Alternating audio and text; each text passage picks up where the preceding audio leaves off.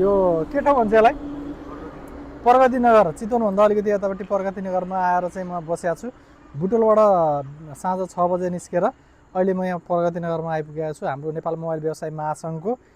केन्द्रीय साधारण सभामा चाहिँ जोइन हुनको लागि म हेटौँडा जाँदै गर्दाखेरि यहाँ बाइक हल्का प्रब्लम दिएर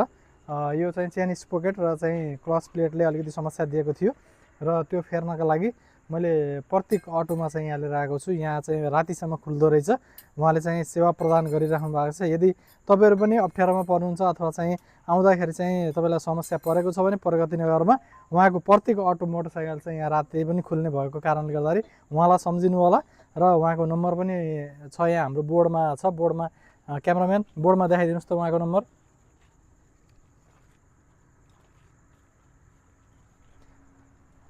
उहाँको नम्बर रहेको छ 9803900245 मा फोन गरेर तपाईहरुलाई यदि बाइक अथवा चाहिँ गाडीको कुनै पनि समस्या छ भने उहाँहरुलाई चाहिँ सम्झिन सक्नुहुन्छ हजुर दाजु ल धेरै धेरै धन्यवाद है यहाँलाई चाहिँ अब मेरो यो बाइक चाहिँ ठीक गरेर फेरि म चाहिँ हेटौडा निस्किन लाग्छु है thank you very much for watching this video